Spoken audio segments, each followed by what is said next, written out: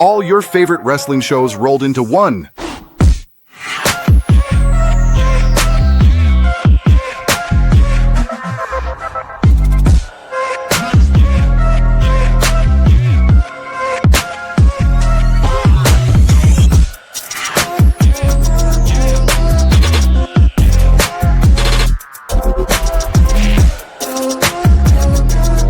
Welcome to the We Book It podcast. Let's start the show.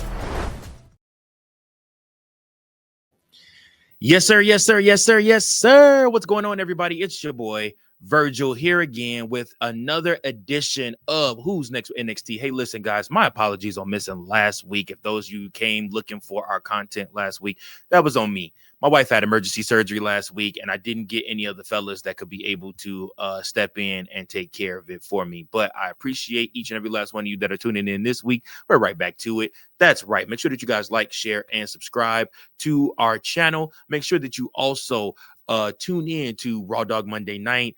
To obviously, you're here for Who's Next at NXT. Make sure you don't miss the All Elite recap on Wednesdays now. Please make sure that you guys tune in Friday night for the Friday Night SmackDown, Lowdown, Hold Down, Toe Down, Roll Down, Throw Down, Whoa Now, Spring It Up Town, Smack It Down, Bring It Around. And then, of course, our Sunday night Stunner episodes, too. So, again, appreciate you guys so much for tuning in to We Book It Podcast, man, as your spot for all things wrestling. So, yeah, we're going to hit it up with tonight's episode of we'll hit up tonight's episode of NXT. On tonight's docket, we have El Grande Americano versus Jasper Troy in the men's speed championship tournament. Tatum Paxley, we're going to hear from her. Josh Briggs versus Tavion Heights. You know that's going to be a banger. And then, of course, the NXT Heavyweight Championship is on the line. Ricky Saints puts his title against Trick Williams one more time for the NXT Championship. Y'all, this could have very well been Trick Williams' send-off and his ascension to maybe the main event roster, where he could be in that The Last Time Is Now tournament. We'll have to see what happens with that. But let's talk about it, y'all. So, again, first up, the culling kicked off NXT with Shawn Spears, Nico Vance, and Izzy Dame accompanying Paxley to the ring for a promo. Seems like a regular occurrence now ever since this world won the championship. Boy, we got to hear from her ass every week. All right. The champs was all smiles as the crowd chanted her name. You deserve it. Dame said the culling just wants what's best for Paxley and encouraged her to stop handing out title shots to everyone who asked for one. Paxley said she wants everyone to get an opportunity so nobody backstage feels like she did when she was grinding to get here. Fatal Influence shows up and JC Jane talks more trash to her. Paxley agreed to give Jane a rematch at NXT Gold Rush next week. Don't miss that. It's going to be an amazing show. Again, this segment was quick in and out. Didn't overstay its welcome.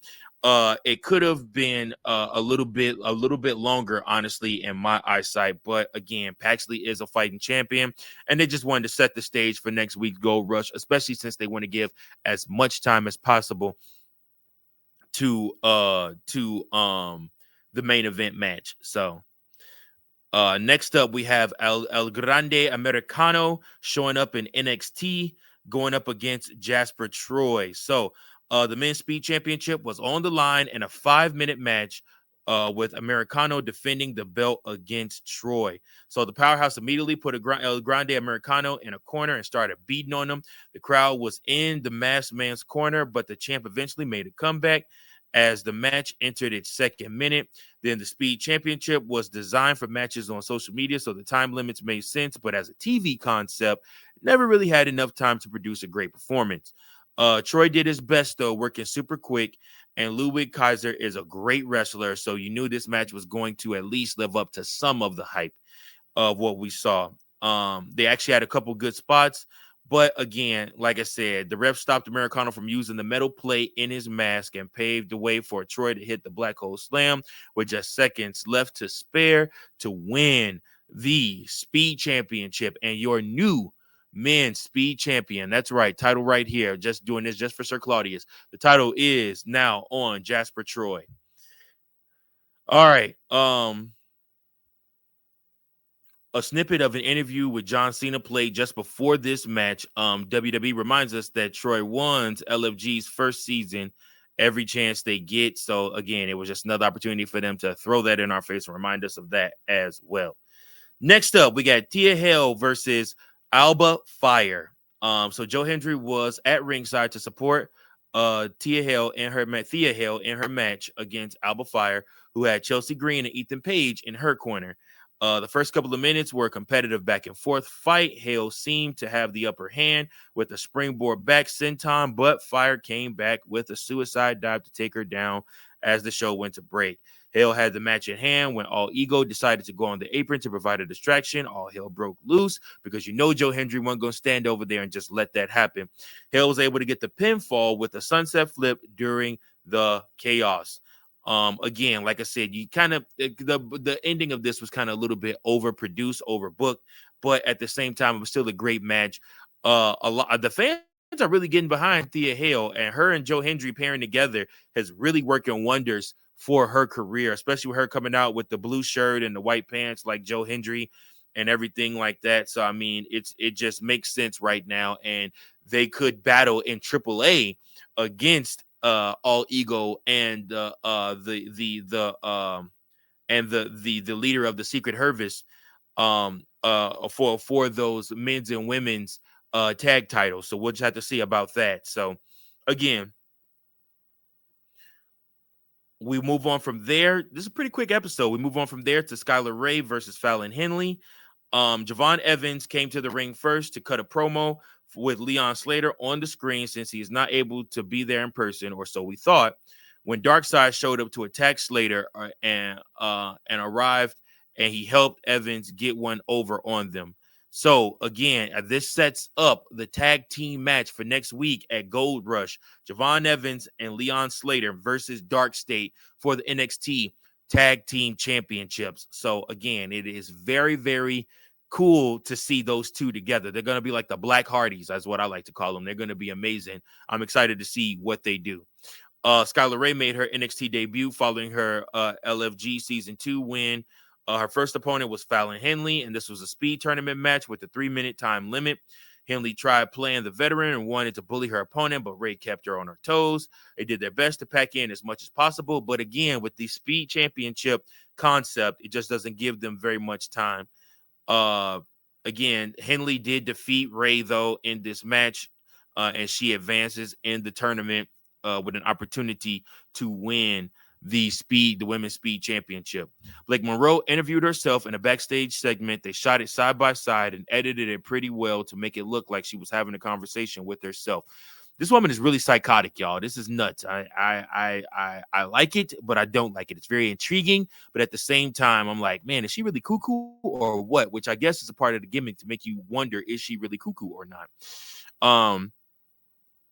Again, like I said, they did a pretty great job editing that. Next up, we have Tavion Heights versus Josh Briggs. Briggs and Heights were both fresh off losses in recent weeks, so both men were eager to look to add a win in the win column for them when they met in the singles match this week. As soon as the bell rang, both men ran at each other, and Briggs nailed a huge boot to the face to get an immediate advantage, and then Heights struggled to recover, and the big man stomped him into the mat.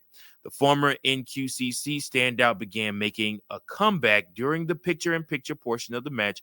Both of these guys work a very physical style, so this was a most competitive performance of the night up to this point. And then, like I said, Heights managed to pull off the victory, but this was clearly not the end of these two story. It wouldn't be surprising if they have another match in 2 or 3 coming weeks. So Heights and Briggs are going to have a little rivalry going here. And I don't hate it. I think that they'll tell a good story with it. And it'll make sense. So Lainey Reed made reference to chasing a title for herself during the backstage segment, but she didn't say what it was. Speed championship, guaranteed. And then we move on from there. So next up is our main event, folks. It's Ricky Saints versus Trick Williams for the NXT World Heavyweight Championship. So this week's main event was the last man standing match for the NXT men's title between Saints and former champion Trick Williams. Trick tried to use a kendo stick right away, but Saints managed to avoid his shots and steal it from him so he could unload with it.